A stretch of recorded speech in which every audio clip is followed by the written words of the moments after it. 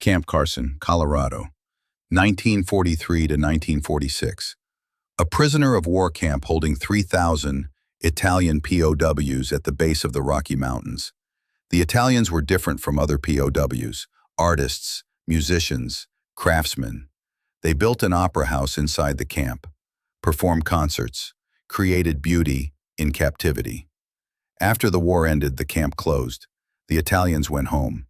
The buildings were torn down. But in 1952, Private Thomas Romano, stationed at nearby Fort Carson, heard something impossible while on night patrol. Opera singing, beautiful, clear, coming from where the old POW camp used to be, where nothing stood anymore. This is his story. Camp Carson, Colorado. Most people know Fort Carson, the massive army base that's been there since 1942.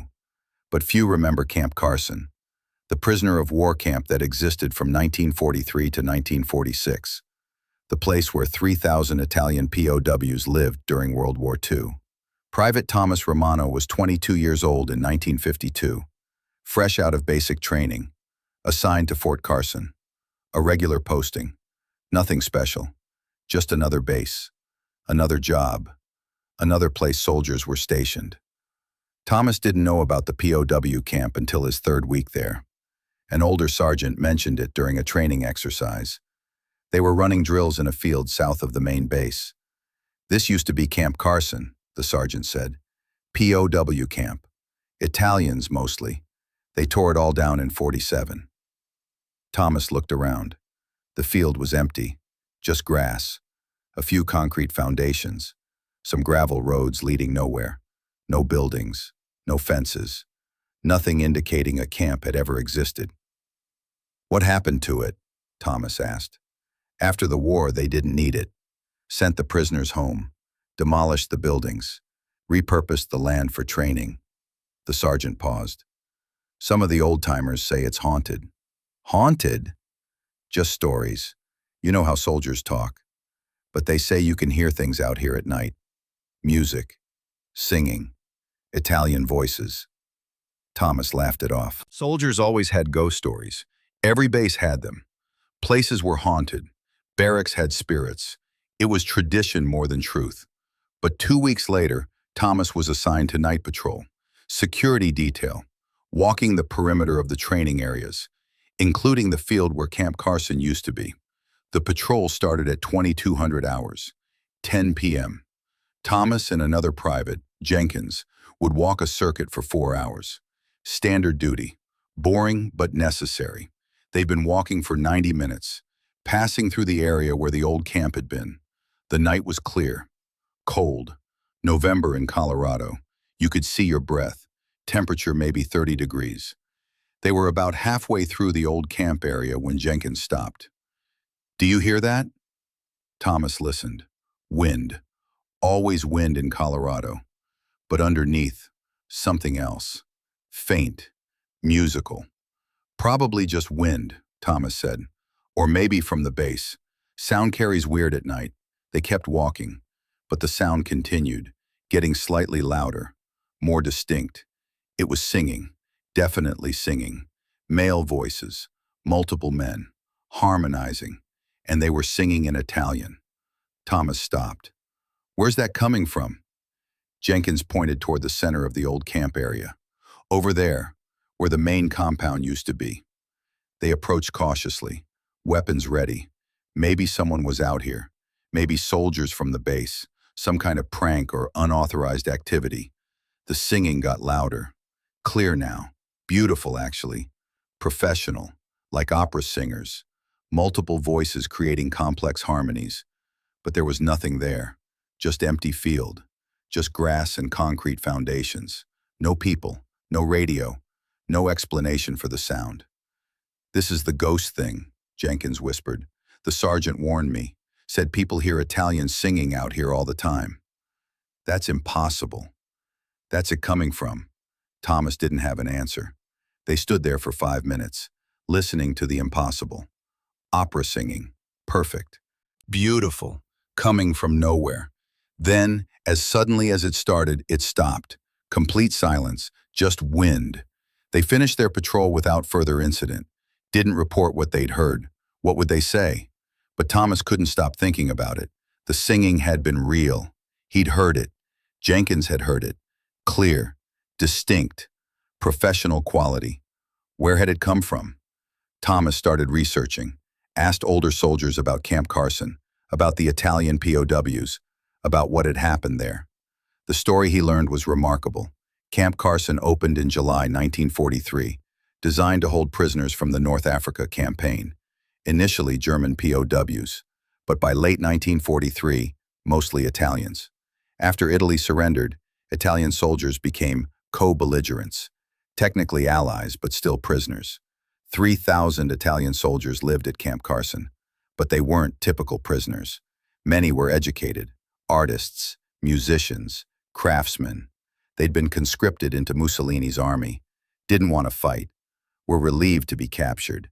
The Americans treated them well, better than most POWs, let them work, paid them, gave them materials to create things. And the Italians created, built furniture, painted murals, carved sculptures, and most notably, built an opera house. Inside the camp, using scrap materials, the prisoners constructed a small theater, proper stage, seating for 200, even basic lighting, and they performed. Opera, classical music, Italian folk songs, every weekend concerts, for prisoners and American guards alike. One sergeant, now retired living in Colorado Springs, told Thomas, "I was stationed there in '44. Those Italians, they could sing, real professional. Some had been in opera houses in Italy before the war. They'd perform every Saturday night. Best entertainment I ever saw in the Army." What happened after the war? They went home. Most left by early '46, happy to go, sad to leave too. They'd made friends with Americans, built a life here. But Italy was home. And the camp? Torn down, '47, everything demolished, materials salvaged, land cleared, like it never existed. Did anyone ever report unusual things after it closed? The retired sergeant looked at Thomas carefully. "You heard the singing." "Yes, lots of people have, since the camp closed. Guards, trainees, people hiking in that area, all reporting the same thing. Italian singing, opera, coming from where the theater used to be." "Do you believe it?" "I heard it myself. 1948, was driving past at night, heard singing clear as day, pulled over, got out, walked toward the sound. Nothing there, just empty field, but the singing continued for maybe 5 minutes, then stopped." Thomas documented everything, talked to a dozen veterans who'd been at Camp Carson. Most confirmed the same things: the opera house, the performances, the singing, and many confirmed the aftermath, the sounds that continued after the camp closed. One veteran showed Thomas photographs, black and white images from 1943 through 1945. The camp, the prisoners, the opera house, a remarkable structure built entirely from scrap wood, with hand-painted scenery, homemade curtains, and seats constructed from packing crates. Photographs of performances. Italians in improvised costumes, American guards in the audience, everyone smiling. Thomas studied the photos, tried to understand. These men, enemies technically, had created something beautiful in captivity, had found joy despite circumstances, and somehow that joy remained, years after they left, years after the buildings were demolished. But why? What kept the singing going? What made it possible to hear something that shouldn't exist? Thomas needed to experience it again, needed to understand. He volunteered for night patrol, every week, always requesting the route through the old camp area. And 3 times over the next 2 months, he heard it. The singing. Different songs each time. Always opera, always beautiful, always impossible. Other soldiers confirmed it. Everyone who patrolled that area eventually heard it. Some dismissed it, refused to acknowledge it. Others accepted it as part of Fort Carson lore. But Thomas wanted more than acceptance. He wanted explanation, wanted understanding. He wrote to the National Archives, requested records about Camp Carson. about the Italian POWs, about the Opera House.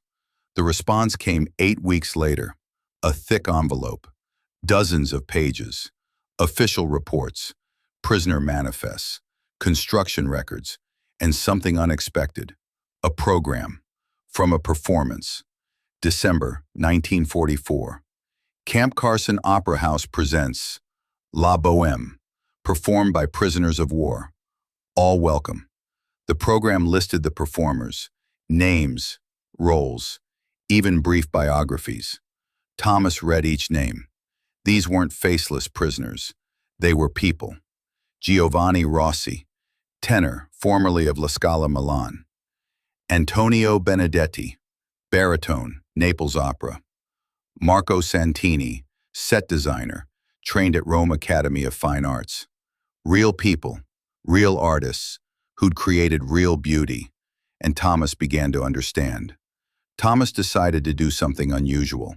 He contacted the Italian consulate in Denver, explained what he'd been experiencing, asked if they had records of former POWs from Camp Carson, asked if any were still alive. The consulate was intrigued. They'd never heard about the Opera House, about the performances, about the singing that continued after.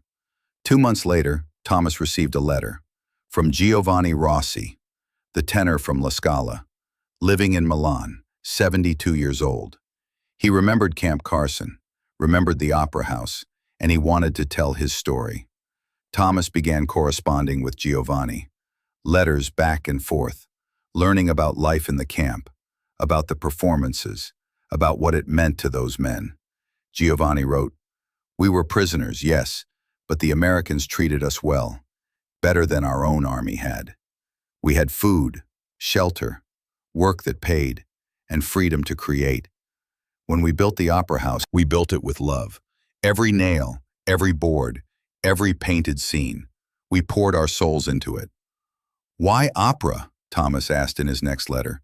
"Because opera is about emotion, about expressing what words alone cannot. We were far from home, missing our families, missing Italy. But in opera we could express that longing, that sadness, that hope. And the Americans understood, even though they didn't speak Italian. Music is universal. Did you know the Opera House was demolished? Yes, we expected that. It was temporary, built from scraps. It couldn't last. But," Giovanni paused in his letter. Thomas could sense hesitation. "But I've always felt it remained somehow, that the music we created left something behind." "What do you mean?" "It's hard to explain, but we believed, those of us who performed, that when you pour emotion into art, into music, it doesn't just disappear. It lingers. The Opera House may be gone, but the performances remain. The emotions remain. Does that sound crazy?" Thomas wrote back, "No, it doesn't sound crazy, because I've heard it. Others have heard it. Your performances are still happening, somehow." Giovanni's response took 3 weeks. When it came, Thomas could tell the letter had been written through tears. The ink was smudged in places. "Thank you for telling me this. I've wondered for years what happened to that place, if anyone remembered, if it mattered. To know that something remains, it gives me peace. We weren't forgotten. The music wasn't lost. In some way I don't understand, it continues." Giovanni shared something else, a roster, names of all the performers, the opera company of Camp Carson, 43 men, singers, musicians, set builders, all working together to create beauty in captivity. Thomas researched each name. Most had returned to Italy. Some had died. A few had stayed in America. But Giovanni could provide contact information for 7 who were still alive. Thomas wrote to all 7. All responded. All remembered Camp Carson fondly. All remembered the Opera House, and all believed, in their own way, that something of what they created had remained.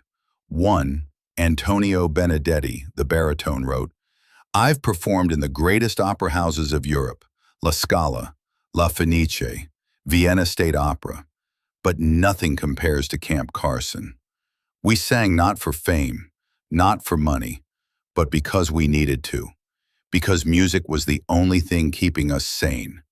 That kind of performance, It has power, real power. Another, Carlo Marini, a violinist, wrote, I visited America in 1950, tried to find Camp Carson.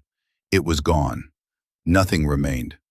I stood where I thought the opera house had been, closed my eyes, tried to remember, and I swear I heard us, heard the orchestra, heard the singing, just for a moment. Then nothing, but I knew something stayed behind. Thomas compiled everything, letters, photographs, records, testimonies from American soldiers, testimonies from Italian POWs, a complete documentation of the Camp Carson Opera House, and a theory that the intense emotion poured into those performances, the longing, the sadness, the hope, the joy, had left an imprint, an echo, something that continued even after the performers left, even after the building was demolished. Not a ghost, not a haunting in the traditional sense, but a residual, a recording of sorts, playing when conditions were right, when listeners were receptive, when the wind was still and the night was clear. Word spread at Fort Carson about Thomas's research, about the Italian POWs, about the opera house. Soldiers became interested, wanted to experience the phenomenon themselves. Night patrols through the old camp area became competitive. Everyone wanted that assignment, wanted to hear the singing, wanted to be part of the mystery, and more people heard it. Throughout winter 1952-1953, dozens of soldiers reported hearing Italian opera. Different songs, different times, but always in the same location, always where the opera house had stood. Some soldiers tried to record it, brought tape recorders on patrol, set them up when singing started, but the recordings never captured anything. Just wind, just static. Whatever allowed humans to hear it didn't work for machines. Others tried to photograph, use cameras with night film, pointed them toward the sound. But photographs showed nothing, just empty field. The phenomenon was selective, only experienced directly, only heard by those present, never captured by technology. This frustrated some soldiers, made others believe more strongly. If it couldn't be recorded, what was it? How was it happening? Thomas corresponded with Giovanni about this, asked if he had any explanation. Giovanni responded, I believe some things exist beyond technology, beyond machines. Music is vibration, emotion, human connection.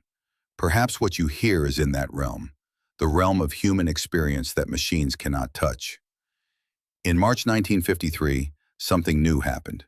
Thomas was on patrol, accompanied by a chaplain, Father Murphy. The chaplain had heard about the phenomenon, wanted to experience it himself. They were walking through the old camp area, 2300 hours, 11 p.m., cold, clear night. The singing started, louder than Thomas had ever heard. Multiple voices, full chorus, accompanied by what sounded like instruments. Orchestra, full opera performance. Father Murphy stopped, crossed himself, listened. The performance continued for 15 minutes, complete, professional, like listening to a real opera house. The sound surrounded them, came from all directions, filled the night. When it ended, Father Murphy spoke quietly. I've been a priest for 25 years, served in World War II, seen things I can't explain. But this is different. This isn't frightening. It's beautiful. It's joyful. What do you think it is? I think those men, those Italian prisoners, they created something sacred, art that transcended their circumstances, music that expressed the deepest human emotions. And that doesn't just disappear. It can't. It's too powerful, too real, too filled with the divine spark that makes us human. So you believe it's actually them, their spirits? I believe it's their legacy, their gift. Whether it's spirits or echoes or something science doesn't understand yet, does it matter? It's real. We heard it. Others have heard it. And it connects us to them, to their experience, to their humanity. Father Murphy organized something unprecedented, a memorial service, for the Italian POWs of Camp Carson. held at the site of the old opera house. April 1953. 200 soldiers attended. Officers initially objected, said it was inappropriate, but Father Murphy insisted, argued that honoring those men, even former enemies, was the right thing to do. The service was simple. Father Murphy spoke about the Italians, about what they'd created, about how art and music transcend war, about how beauty can exist even in captivity. Then he invited anyone who'd heard the singing to share their experience. Dozens spoke, soldiers from different units, different backgrounds, all describing the same thing: beautiful opera, Italian voices, coming from nowhere, coming from everywhere. After the service, as everyone was leaving, it happened again. The singing, clearer than ever, as if the opera house company was thanking them for remembering. Everyone heard it this time. All 200 soldiers, all at once, for 5 minutes. Complete performance. Then silence. Nobody spoke. Everyone just stood there, some crying, some smiling, all understanding they'd experienced something beyond normal explanation. After that night, the singing changed, became less frequent, gentler, like the intensity had diminished, like something had been satisfied. Thomas's correspondence with Giovanni led to something remarkable. In fall 1953, Giovanni proposed coming to America, visiting Fort Carson, seeing what remained of the camp, reconnecting with a place that had meant so much. Thomas helped arrange it, worked with the Italian consulate, with Fort Carson Command, got permission for Giovanni to visit, but Giovanni didn't want to come alone. He contacted the other survivors, the former performers, asked if they'd join him. 7 agreed. 7 elderly Italian men, all in their 70s, all former POWs, all former members of the Camp Carson Opera Company. They arrived in November 1953, flew to Denver, were met by Thomas and a small delegation from Fort Carson. The Army treated them as honored guests, not former prisoners, not former enemies, but artists, musicians, men who'd created something beautiful. The Italians spent 3 days at Fort Carson. Thomas showed them around, showed them where the camp had been, where the opera house had stood, where they'd lived for 3 years during the war. Nothing remained, just field, just foundations, just memory. But Giovanni stood where the opera house had been, closed his eyes. "I can see it," he said. "Every detail, the stage, the curtains Antonio painted, the seats Marco built, the lights Carlo rigged from spare parts. I can see all of it." The others joined him, all standing in a circle, all remembering, all seeing what was no longer there. "Should we sing?" Antonio suggested. "One more time, in our theater, even if the theater no longer exists." They began. 7 elderly men, voices not as strong as 70 years ago, but still beautiful, still trained, still professional. They sang Va, Pensiero from Nabucco, the chorus of the Hebrew slaves, a song about prisoners longing for home, a song they'd performed many times during their captivity. As they sang, something happened. 30 American soldiers had gathered, watching the former POWs, listening to them sing, and others joined in. Not the soldiers, other voices, young voices, strong voices, the voices of the men who'd sung in the 1940s, blending with the elderly survivors, creating a full chorus, past and present singing together. Everyone heard it. The Italians, the soldiers, Thomas, everyone. Giovanni was crying, still singing, but crying, tears streaming down his face. The other Italians the same, all crying, all singing, all experiencing something beyond explanation. The song ended. The extra voices faded. Just the 7 elderly men remained, and silence. Giovanni spoke softly. "They're here, my friends, the ones who didn't survive the war, the ones who died before returning home. They're still here, still singing. We heard them." Of the 43 men who'd performed in the Camp Carson Opera Company, 17 had died between 1946 and 1953, some in Italy, some in America, some during the war, some after. But their voices remained, their music continued. And for one afternoon in November 1953, they sang together again. Living and dead, past and present, all united in music. Fort Carson Command arranged a formal ceremony, dedicating a plaque. In memory of the Italian prisoners of war who lived at Camp Carson, 1943-1946, who created beauty in captivity, who reminded us of our shared humanity.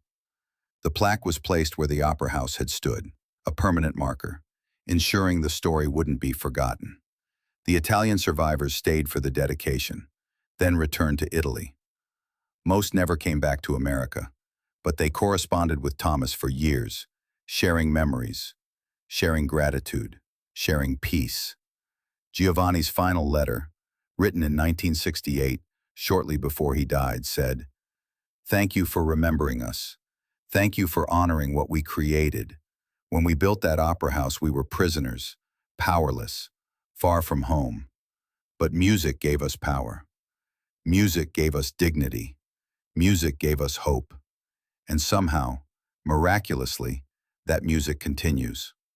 Long after we're gone, it continues. That is our legacy. That is our gift to America. Beauty, joy, proof that even in darkness, art survives." Giovanni died in January 1969, but Thomas kept all his letters, kept all the documentation, kept the story alive. After the Italian survivors' visit, something changed at Fort Carson. The phenomenon didn't disappear. Instead, it evolved. Soldiers continued hearing the singing, but now it felt different, less haunting, more welcoming. Like the spirits, or echoes, or whatever they were, had found peace, had been acknowledged, had been remembered. Reports increased, not just at night anymore, sometimes during day, sometimes during training exercises. Soldiers would be running drills in the old camp area, would hear singing, would stop, would listen, would be moved by something they couldn't explain. Command stopped dismissing the reports. Too many witnesses, too many credible soldiers, too much consistency. Instead, they began documenting officially, creating a file, recording each incident. By 1955, Fort Carson had 127 documented incidents. Soldiers hearing Italian opera in the old camp area. Different ranks, different ages, different backgrounds, all describing the same basic experience. Researchers became interested. Parapsychologists, historians, musicologists, all wanting to study the phenomenon, to understand it, to document it. One team from the University of Colorado spent 2 weeks at Fort Carson in summer 1956. They interviewed witnesses, reviewed documents, spent nights in the old camp area, trying to experience the phenomenon themselves. They succeeded. 3 separate nights, different team members, all hearing the singing, all documenting their experiences. Their report concluded, "The Camp Carson phenomenon represents an unusual case of collective auditory experience. Multiple witnesses across extended time period reporting consistent phenomena. While we cannot determine the cause, whether psychological, atmospheric, or paranormal, the experiences themselves are genuine. Witnesses are hearing something. The question remains, what?" The report generated attention, media coverage, articles in newspapers, a segment on a radio program. Suddenly, Camp Carson's POW Opera House was becoming known. Some coverage was skeptical, dismissive, explaining it as mass hallucination or acoustic tricks, wind creating sounds that seemed musical. But those who'd experienced it knew better. You couldn't dismiss something so clear, so beautiful, so specific. This wasn't random sound.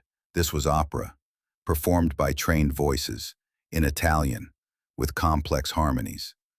Thomas became unofficial spokesman, did interviews, shared Giovanni's letters, explained the history, helped people understand this wasn't just a ghost story.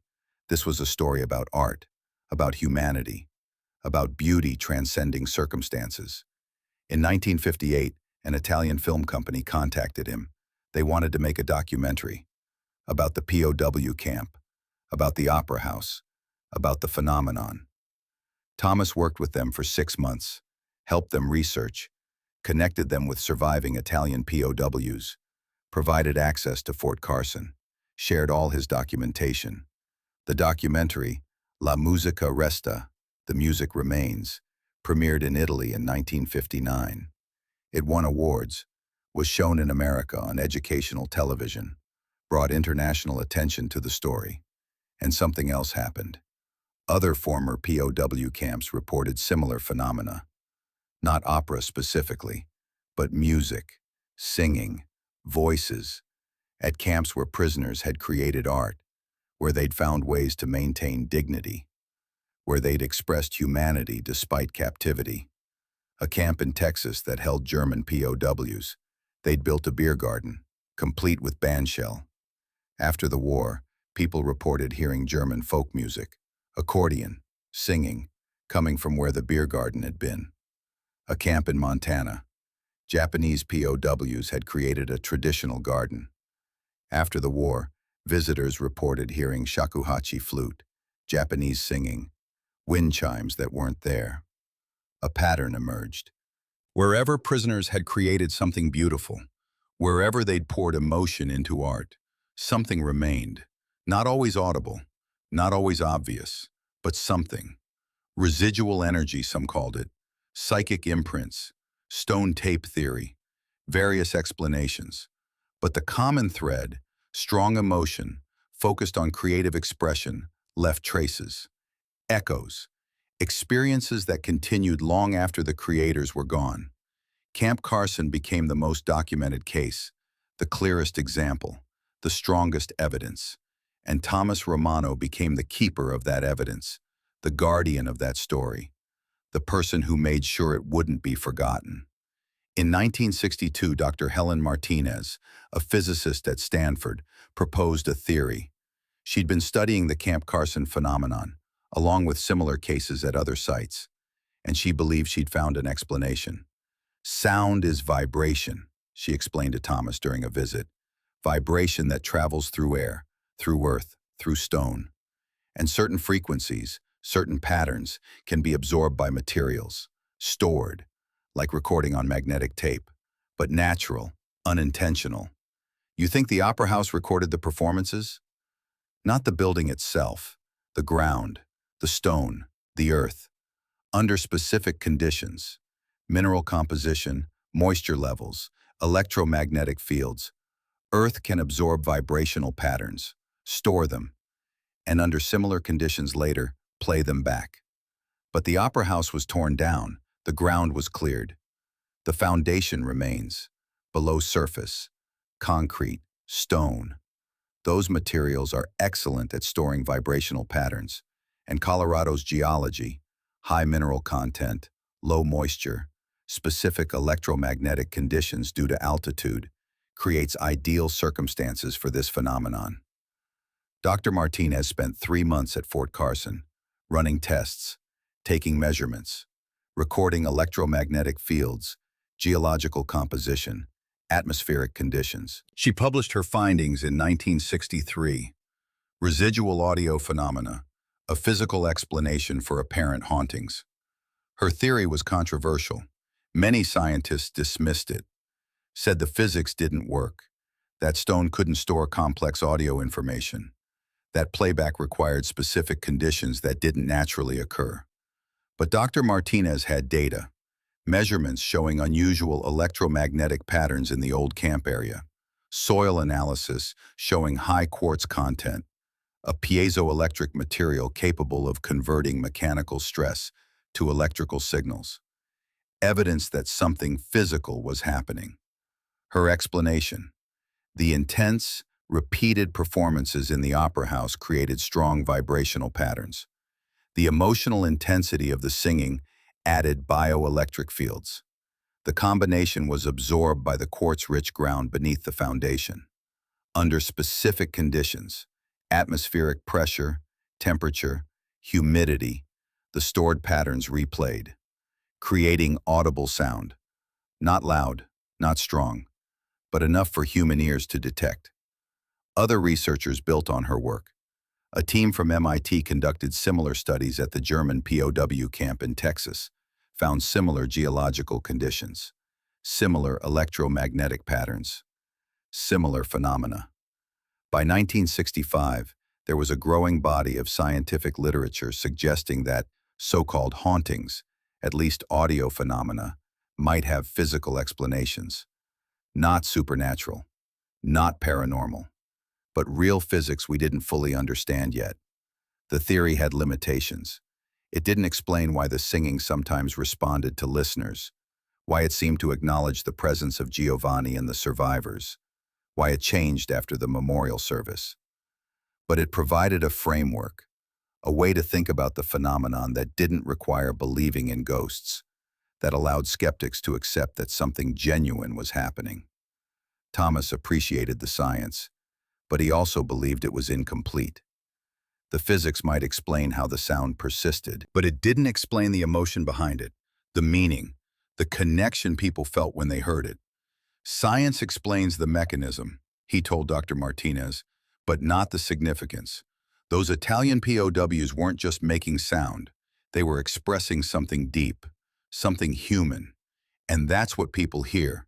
Not just notes and rhythms, but emotion, meaning, humanity.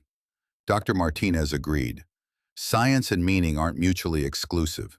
Understanding how something works doesn't diminish why it matters.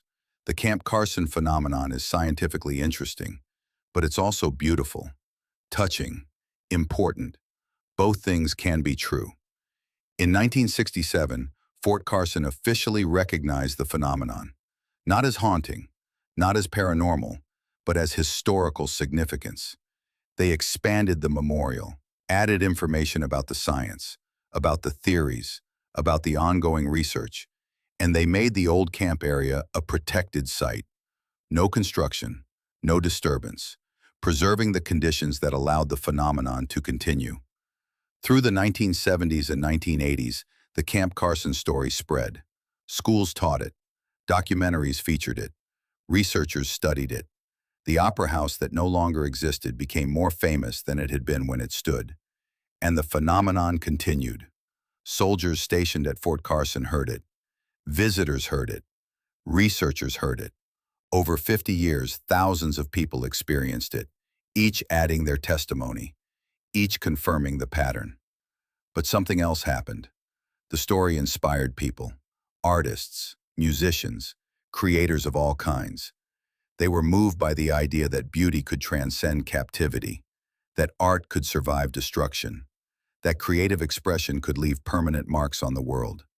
An opera company in Denver, Colorado Opera, commissioned a new work in 1975, Camp Carson, an opera in 2 acts, based on the story of the Italian POWs, their life in the camp, their creation of the opera house, their performances, and the phenomenon that followed. The opera premiered in 1976. Thomas attended. So did 2 surviving Italian POWs, both in their 90s, but able to travel. The opera was beautiful, emotional. It captured the longing of men far from home, the joy they found in music, the connections they made with American guards, the humanity that survived despite war. During the final performance scene, when the cast sang the same arias the real POWs had performed, people in the audience reported hearing extra voices, voices that didn't come from the stage, Italian voices, harmonizing, supporting, joining the performance. Not everyone heard it, maybe 20 people in an audience of 500, but those who did were certain. The original performers were there, somehow, listening, approving, adding their voices one more time. The opera was performed regularly through the 1980s, always in Colorado, always with acknowledgement of the original Camp Carson Opera Company, always with respect for the men whose story it told. In 1983, the Italian government honored Thomas, gave him a medal, thanked him for preserving the memory of their soldiers, for showing respect to men who'd been prisoners, for ensuring their creativity was remembered. Thomas was 63 years old by then, still living in Colorado, still researching, still documenting every new report of the phenomenon, still corresponding with the few surviving POWs. Only 3 remained by 1983. The last survivor, Carlo Marini, the violinist, died in 1986. He was 94. Thomas attended his funeral in Rome, spoke about how Carlo's music had contributed to something remarkable, something that outlasted the war, outlasted the camp, outlasted even the musicians themselves. After Carlo's death, Thomas wondered if the phenomenon would end. With all the original performers gone, would the singing stop? Would the echoes finally fade? But it didn't stop. People continued hearing it. Into the 1990s, into the 2000s, the singing persisted, unchanged, undiminished. Thomas realized it wasn't the men themselves that remained. It was what they'd created, the art, the beauty, the expression of human spirit that couldn't be destroyed, that couldn't die. That was the true immortality art provides. In 1995, Fort Carson held a 50th anniversary commemoration. 50 years since the last Italian POWs left the camp. 50 years since the Opera House closed. Hundreds attended. Military personnel, historians, musicians, descendants of the original POWs. A full Italian delegation. They held a concert. Professional opera singers performing the same arias the POWs had performed, in the exact location where the Opera House had stood. During the performance, the phenomenon happened again. Strongest it had been in years. Everyone heard it, hundreds of witnesses. The voices of the original Camp Carson Opera Company joining the modern singers, creating harmonies across time, connecting past and present through music. It lasted throughout the entire performance, then faded as the concert ended, leaving everyone moved, some crying, all understanding they'd experienced something profound. Into the 21st century, the Camp Carson phenomenon continued, adapted, evolved, but never disappeared. Soldiers still heard it, but now they came prepared, expecting it. Some even recording their experiences, not the sound itself, which still couldn't be captured, but their reactions, their testimonies, their emotions. The story went viral online. Videos about Camp Carson, blog posts, podcasts, Reddit threads. A new generation discovered the story, some skeptical, some believing, all fascinated. Paranormal investigation shows featured it. Teams with equipment came to Fort Carson, spent nights in the old camp area. Most heard nothing. Some heard singing. All agreed something unusual was happening. In 2013, a music professor from Berkeley, Dr. James Chen, proposed a new theory, combining Dr. Martinez's physics with something additional, consciousness. "We know the ground can store vibration," he wrote, "but pure vibrations shouldn't be selective, shouldn't respond to listeners, shouldn't change based on circumstances. I believe consciousness plays a role, not ghosts, but human consciousness interacting with stored vibrational patterns. Our expectation, our emotion, our receptivity, these things activate the phenomenon. We're not passive listeners, we're active participants." The theory was controversial, combined science with something less measurable, but it explained aspects the pure physics couldn't. Why some people heard while others didn't. Why the phenomenon seemed to respond to memorials and ceremonies. Why it felt interactive rather than mechanical. Thomas, now in his 80s, appreciated the theory. "I've always believed it was about connection," he said in a 2015 interview. "Those Italian POWs poured their hearts into their performances, and people who hear the phenomenon aren't just hearing sound. They're connecting with that emotion, with that humanity. That requires something from both sides." In 2018, Fort Carson renovated the memorial, expanded it, added audio from the 1953 visit when the Italian survivors sang, added photographs from the 1940s, added geological information about Dr. Martinez's theory, made it a comprehensive historical and scientific exhibit. But they also added something else. A small amphitheater, built on the site where the opera house had stood, with simple wooden benches, a basic stage, nothing elaborate, but functional. And they invited performances. Amateur, professional, anyone who wanted to sing, in any language, any style. The amphitheater was open to all. The idea, continue the tradition. Keep creating beauty in that space. Add new emotions, new vibrations, new expressions of humanity to whatever remained from the POWs. The amphitheater opened in June 2018. The first performance was an Italian opera singer, a great-grandson of one of the original POWs, singing Nessun Dorma. During his performance, the phenomenon happened. The voices of the original company joining him, clear, loud, beautiful. Hundreds of witnesses. Everyone heard it. Everyone felt it. The singer, overcome, stopped mid-performance, wept, then continued, singing with his great-grandfather's comrades, singing with history, singing with ghosts or echoes or whatever they were. Since then, performances happen regularly, and often, not always, but often, the phenomenon occurs. The original opera company joins in, adding their voices, continuing their tradition. Skeptics have tried to debunk it, brought acoustic experts, brought psychologists, brought every tool of modern science, and none can fully explain it. Some aspects fit the stone tape theory, some fit psychological explanations, some fit nothing. But thousands of people have experienced it, heard it, felt it, been moved by it. And that, regardless of explanation, makes it real, makes it important, makes it worth preserving. Thomas Romano died in 2019. He was 99 years old, spent 67 years documenting the phenomenon, preserving the story, honoring the men who created it. His obituary mentioned Camp Carson, mentioned his dedication to the Italian POWs, mentioned his role in ensuring their legacy lived on. At his funeral, someone played a recording, audio from the 1953 visit. Giovanni and the survivors singing, their voices old but still beautiful, still trained, still powerful. And during the playing, people in attendance reported hearing something else. Younger voices, stronger voices, joining the recording, harmonizing, supporting the phenomenon, one last time, honoring the man who'd honored them.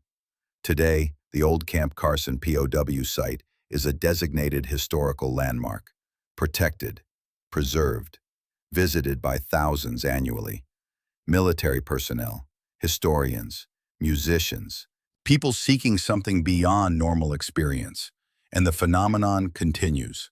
Not every night, not for everyone, but regularly, consistently, documented by credible witnesses, studied by serious researchers, respected by Fort Carson Command. The question that started this story, what causes it, remains partially answered. We have theories, physics, psychology, geology, consciousness, all contributing to understanding, but none fully explaining. Perhaps that's appropriate. Perhaps some things shouldn't be fully explained, should remain mysterious, should keep us wondering. What we know for certain: 3,000 Italian prisoners of war lived at Camp Carson from 1943 to 1946. They were treated humanely, given opportunities to work, to create, to maintain dignity. 43 of them, artists and musicians, built an opera house from scrap materials with their own hands, and they performed every weekend for 3 years, creating beauty in captivity, expressing humanity despite circumstances. After the war, they went home. The camp closed. The buildings were demolished. Nothing physical remained except foundations buried underground. But something else remained, something unphysical, something that thousands have experienced over 75 years, something that defies complete explanation but feels absolutely real to those who encounter it. Call it what you want: ghosts, echoes, residual energy, Stone tape replay, collective consciousness, acoustic anomaly. The label doesn't matter as much as the experience.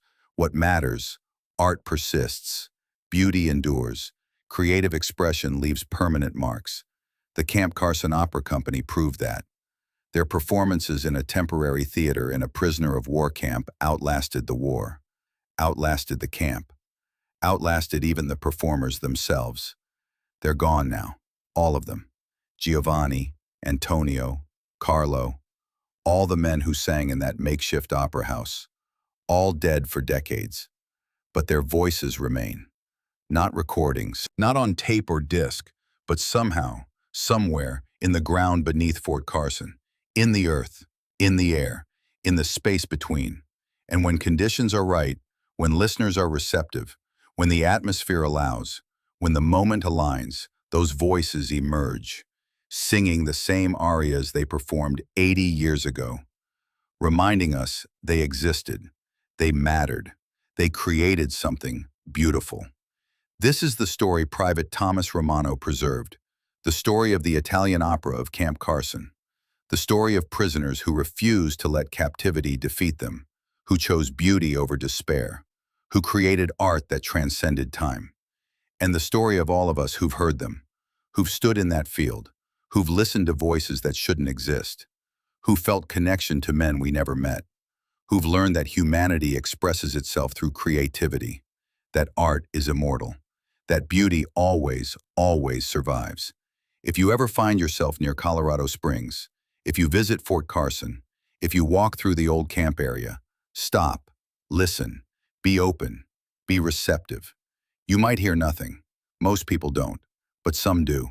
And if you're one of the lucky ones, if you hear singing, if you hear Italian voices harmonizing, if you hear opera where no opera should be, don't be afraid.